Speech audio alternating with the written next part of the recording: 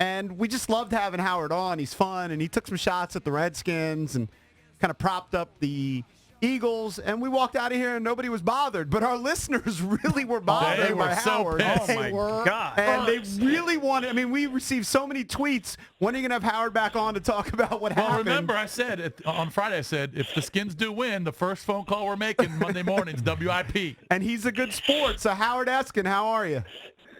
I'm just great this morning. I'm just, I'm trying to find that Kool-Aid that all those fans were drinking beforehand. So I can't find it, though. I guess it's in Washington. Well, so where does this put you? I have to say, when you were kind of giving us a hard time about the Redskins, and again, only one of us is a Redskins fan, so we don't really care either way.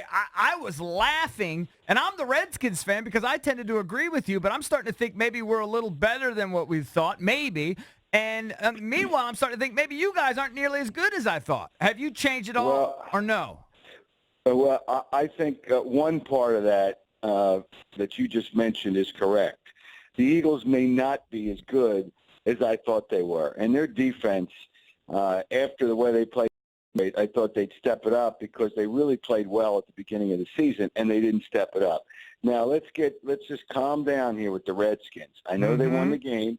Four in a row. A right tackle. 4 straight. Who had a right tackle who I could have done as much as he did because he didn't block anybody either in Vaitai. So I would have been out there. I would have been a turnstile too.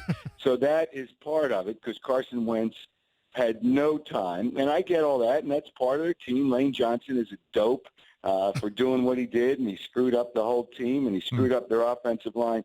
But come on with Kirk Cousins. He threw one interception, which was an absolutely brutal, stupid pass off his back foot. Agreed. And then the one in the end zone, it looked like Deshaun Jackson stripped the ball away from Malcolm Jenkins. That could have been 2 interceptions. Hey, listen, the Eagles didn't play well enough to win. I get it. But the Redskins kept them in the game because of the dope with the penalty after the touchdown. So that leads to a touchdown. Kirk Cousins, he's not even close to the same quarterback he was last year. So you guys just got to calm down. Hey, look, the Eagles, I don't think after what I saw, I have real questions whether they're as good as I thought they were and good enough to be good enough to hang in there for the playoffs. And next week they got Minnesota, so that could be a real ass kicking. But the reality is, I still don't think the Redskins are that good. And I don't know what happened to the Eagles' defense. I think the Redskins are okay. They're an okay team. I think that's what we all think. That's probably what we think, too. I mean, we're shocked by the 4 in a row. But I give Cousins a little bit more credit than you do, Howard. I thought he played a pretty good game. I'd give him like a B-. He made some really nice throw. He made a throw to Deshaun. Deshaun should have caught that ball. It would have been a 3rd touchdown.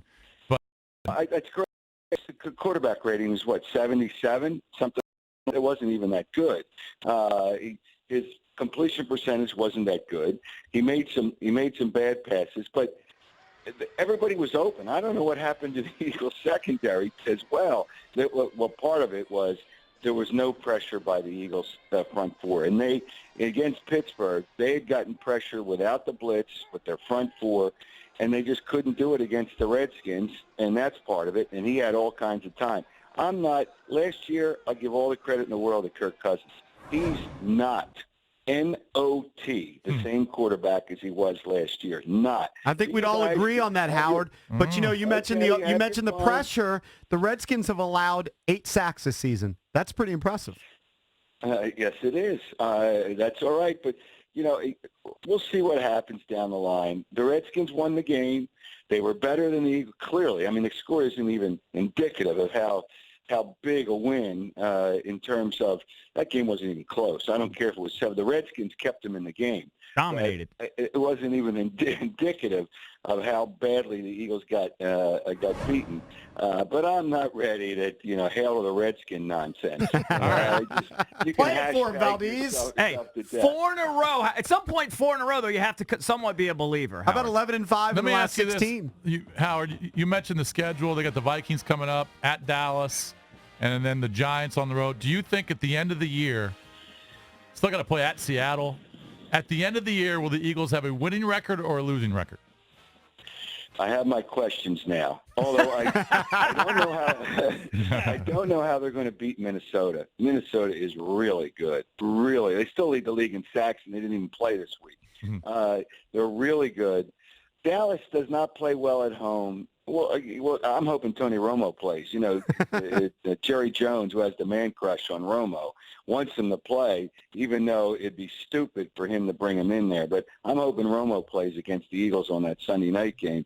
And then the Giants stink. I mean, because Baltimore's not that good either. So the Giants aren't that good. I think they can win that game in New York. I don't know. And then Green Bay is down their schedule, too. Green Bay obviously doesn't look like they're that good this year either. So there are games, and Seattle won with a missed call. There was a pass interference at the end there. So Seattle, you can't win in Seattle anyway. So there's no question. I don't think they're going to win that game. There is a tough schedule. Everybody plays a tough schedule. I think Washington plays Minnesota yet this year, too, Yeah, right? correct. Yeah, okay. So they're going to get their ass kicked by Minnesota.